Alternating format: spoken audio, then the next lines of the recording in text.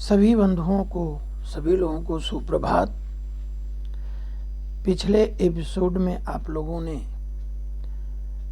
दैवी प्रकृति के लोग, दो स्वभाव होता है, दैवी स्वभाव, आसुरी स्वभाव। तो दैवी स्वभाव जो है भगवान के निकट जल्दी पहुंचता है, क्योंकि उसके स्वभाव अत्यंत सुंदर और अच्छे होते हैं। निकटता बढ़ती जाती है भगवान से। अध्याय 16 में गीता में भगवान ने कहा है कि एताम दृष्टिवष्टभ्यम नष्टात्मा अल्पबुद्धया प्रभन्त्यु कर्मणः क्षत्राय जगतो अहिता। ऐसे निष्कर्षों का अनुगमन करते हैं आसुरी लोग जिन्होंने आत्मज्ञान खो दिया है, जो एक तरह से बुद्धिहीन हैं। ऐसे अनुपयोगी एवं भयावह कार्यों में प्रवृत्ति होते हैं और जो संसार के लिए भी विनाश करने वाला होता है, वो आसुरी प्रकृति है। अब सोचिए कि दैवी प्रकृति और आसुरी प्रकृति पूरा विरोधाभास है। कभी न संतुष्ट होने वाले, काम का आश्रय लेकर के मिथ्या प्रतिष्ठा में डूबे रहते हैं ये आसुरी लोग।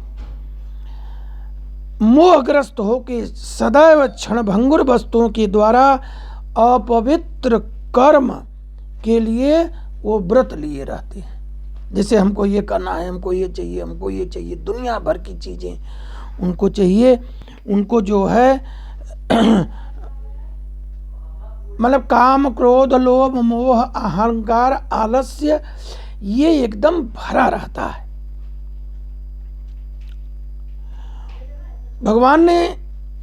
भगवान श्री कृष्ण ने कहा है कि चिंताम परिमेयाम च प्रलयान्ताम उपाश्रिता कामोपभोग परमा एता वदति निश्चिता। आशापाश सतैर्बद्धा कामकोद परायणा यहन्ते काम भोगार्थमन्या येनार्थ संचयान। कहने का मतलब कि उनका विश्वास है, आसुरी लोगों का विश्वास है कि इंद्रियों की तृष्टि ही मानव सभ्यता की मूल आवश्यकता है। इस कारण मारण काल तक अपार चिंता होती रहती है। वे लाखों इच्छाओं को जाल में बंधकर काम, क्रोध, लोभ, मोह में लीन होकर इंद्रिय तृप्ति के लिए अवैध ढंग से धन संग्रह करते हैं।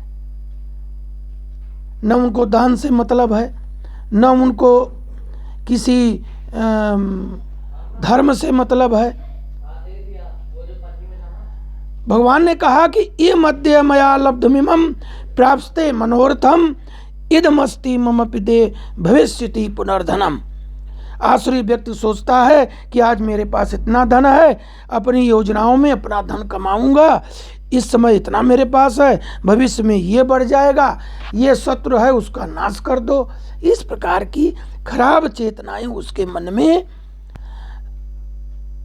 अनेक चिंताओं से उद्विग्न होकर मोह जाल में फंसकर ये आसुरी स्वभाव के लोग इंद्रिय भोग में अत्यधिक आसक्त हो जाते हैं और लास्ट भगवान कहते हैं कि ये नरक में गिरते हैं। भगवान ने तो ये भी कहा है कि अहंकार बलम दर्पम कामम क्रोधम संसदा मामात्मम परदेहेषु प्रद्विषन्तो अभसूयका। मिथ्या अहंकार, बल, दर्प, काम, क्रोध आदि से मोहित होकर यह आसुरी व्यक्ति अपने शरीर में, अन्य के शरीर में होने वाले भगवान से ईर्ष्या करता है और वास्तविक धर्म की निंदा करने लगता है। यही जो है आसुरी प्रवृत्ति है। और आसुरी प्रवृत्ति परिवर्तित हो सकती है।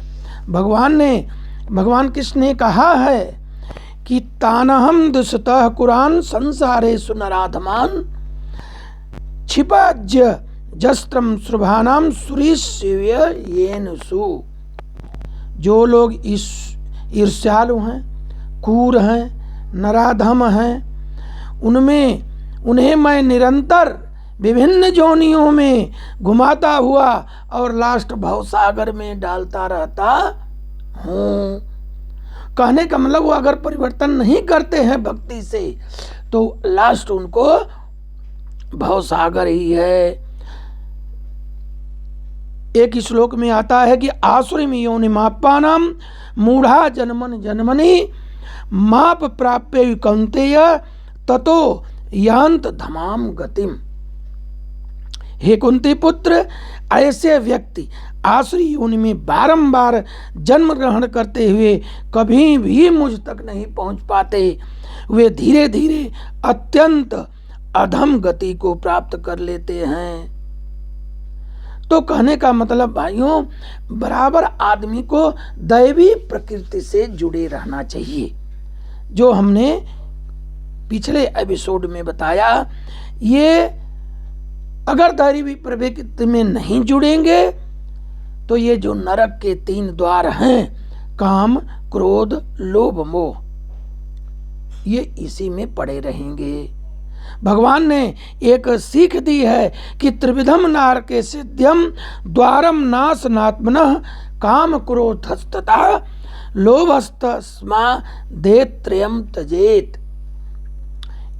जो नरक के 3 द्वार हैं, प्रत्येक बुद्धिमान व्यक्ति को चाहिए कि वो इन्हें त्याग दें, और इनको नहीं त्यागेंगे तो इनके आत्मा का पतन हो जाएगा। भगवान ने बहुत समझाया है कि हे कुंती पुत्र, जो व्यक्ति इन तीनों नरक द्वारों से बच पाता है वह आत्म साक्षात्कार के लिए कल्याणकारी कार्य करता है, और इस प्रकार क्रमशः दैवी स्वभाव होने के नाते परम गति को प्राप्त होता है, ऐसा भगवान ने कहा है। और जो लोग नहीं करते हैं, जो शास्त्रों के आदेशों का अवहेलना करते हैं, मनमाने ढंग से कार्य करते हैं, तो न तो उन्हें सिद्धि मिलती है, न सुख मिलता है, और न परम गति प्राप्ति होती है, न हमारी निकटता उनको मिलती है। तो अब हम निर्णय पर आते हैं।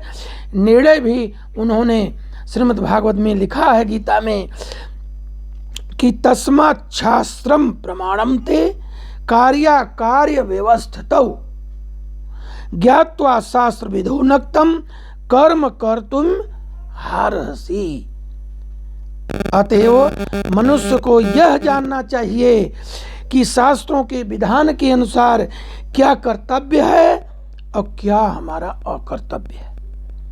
उसे ऐसे विधि विधानों से को जानकर कर्म करना चाहिए जिससे वह ऊपर उठ सके और हमारे निकट आ सके।